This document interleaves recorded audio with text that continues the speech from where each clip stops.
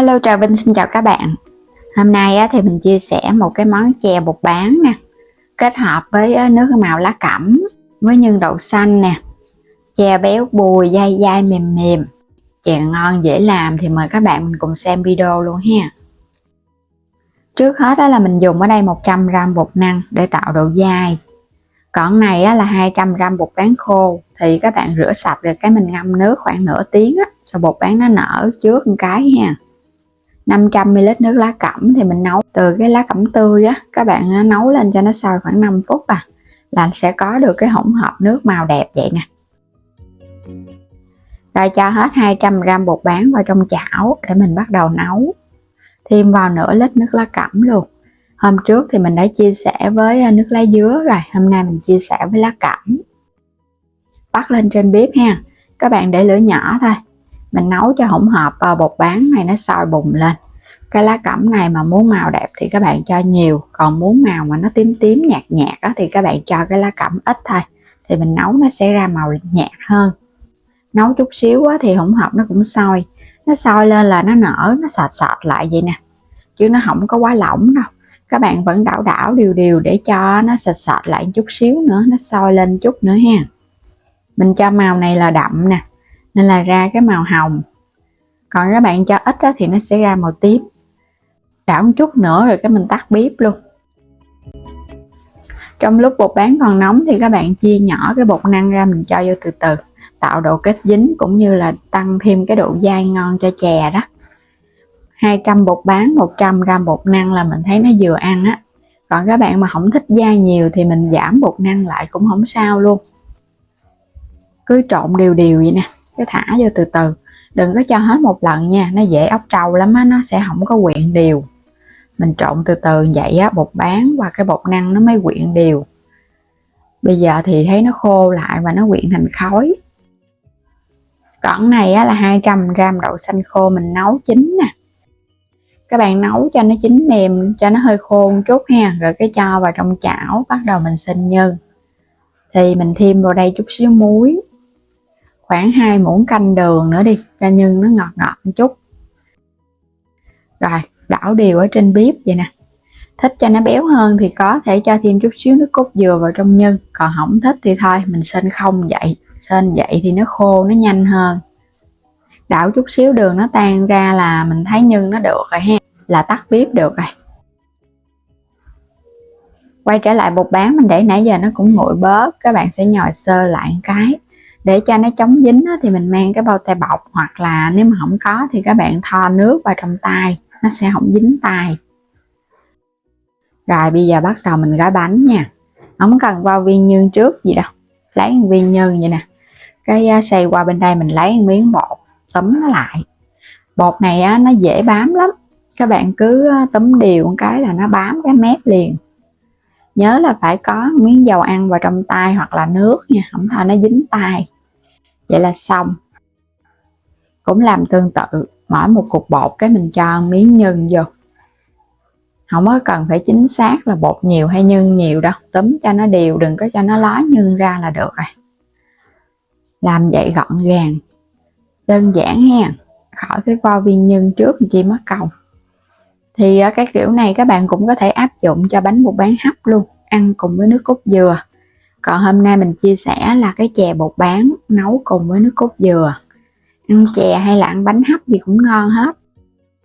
Làm xong hết rồi nè, cho hết vào trong chảo rồi bắt đầu đi luộc. Nhớ là phải nấu nước sôi mình thả vô ha, chứ không thôi các bạn thả vô sớm quá nó dễ bị rã cái bột bán ra lắm Vo cho nó hơi chặt chặt một chút, thả vô từng viên, rồi đẩy nhẹ nhẹ để cho nước nó sôi, để bột bán nó chín. Đây là cái cách mà mình luộc. Ngoài ra các bạn cũng có thể hấp luôn. Luộc thì nó nhanh hơn nhưng mà phải kỹ, không thôi là nó dễ bị bể cái phần bánh bột bán ra đó. Đẩy nhẹ nhẹ thôi ha, đừng có nặng tay quá, nó lòi nhân ra. Mình sẽ cho vào đây 500ml nước cốt dừa nè. Rồi các bạn thêm vào đây 300ml nước lọc nữa để nấu chè. Dằn thêm nửa muỗng cà phê muối. Cùng với ở đây là 200g đường cát, thích ngọt nhiều hay ngọt ít thì các bạn cứ thêm ha, không cần phải chính xác giống như mình đâu. Khuấy đều một cái rồi bây giờ bắt lên trên bếp mình nấu cái nước cốt này. Cho nó sôi nhẹ lên cái là được rồi. Vớt cái bột bán để cho nó ráo nước rồi cho vô phần nước cốt dừa. Nhớ là nó ráo nước, không thôi nó lon cái màu ra không đẹp ha. Nước cốt dừa cũng sôi nhẹ nè. Cứ vớt lên cho nó ráo. Cái màu của lá cẩm á, nó ra cái phần nước cũng đẹp nữa. Các bạn cứ vớt từ từ lên rồi cái mình thả qua. Nấu cùng với nước cốt dừa cho nó ngấm cái nước cốt và cái đường á vô cái viên chè của mình ăn nó mới ngon. Thả qua thì nấu lửa vừa thôi, đừng có nấu lửa lớn quá ha. Cái viên bột bán này nó dễ nở lắm. Chỉ cần mình nấu riu riu cho nó thấm nước cốt dừa đường là được rồi. Lúc này bột bán nó chín rồi ha. Mình nấu, mình luộc cho nó nổi lên trên mặt rồi nó chín. Khi luộc mình đừng có để lửa lớn. Nấu chút xíu nó sôi bùng lên nữa là được rồi. Một món chè vừa ngon vừa đơn giản nè. Chè hôm nay là mình nấu cái độ béo cũng vừa ha. Tại vì mình có pha thêm nước. Còn các bạn thích béo hơn thì cứ dùng hoàn toàn bằng nước cốt dừa không là chè béo ngon lắm. Ngon quá chừng ha. Màu sắc rất là hấp dẫn luôn.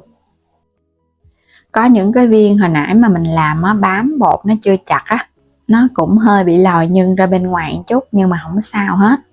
Vẫn ngon luôn. Nó không có bị lềnh nước đâu. Chan chè có nước cốt dừa sẵn, các bạn ăn cả ngày nó vẫn ngon. Còn mình làm bánh á thì để ở bên ngoài nó dễ bị khô. Còn nó ngâm ở trong nước cốt dừa vậy nè, nó mềm, nó không khô mà nó lại có độ dai dai ngon nữa. Thấm đường vào trong nó cũng ngọt đậm đà. Viên chè bột bán, thay vì các bạn nấu bột nếp để có chè trôi nước thì hôm nay mình làm cái kiểu bột bán nó sẽ lạ miệng và ngon hơn nhiều so với các bạn làm chè trôi nước luôn. Bây giờ mời các bạn cùng thử ha, chè bột bán lá cẩm nhân đậu xanh cùng với mình. Ngon lắm, béo, thơm, ngọt, có nhân đậu xanh ở bên trong bùi bùi béo béo á, ăn nó ngon hơn. Còn cái này mà các bạn làm bột bán không thì ăn nó cũng ngán lắm, có thêm đậu xanh nó không ngán. Viên chè tròn vo luôn, nở đều và ngâm ở trong nước cốt dừa cả ngày nó cũng không có bị rã thì chè nó mới ngon. Đây, các bạn cứ để yên vậy nè mình ăn. Còn qua ngày hôm sau á, thì nước cốt dừa này các bạn khuấy đều á, là nó dễ bị hôi ha. Mình ăn trong ngày là ngon nhất à. Và bây giờ cảm ơn các bạn đã theo dõi hết video của mình. Nếu chưa đăng ký kênh thì vui lòng đăng ký, ủng hộ Alo Trà Vinh và Alo Trà Vinh 2. Và mời các bạn bấm vào góc trái video hoặc là cửa hàng kênh của mình để lựa chọn thêm sản phẩm mua ủng hộ mình với ha. Xin chào tạm biệt, hẹn gặp lại các bạn ở những video tiếp theo.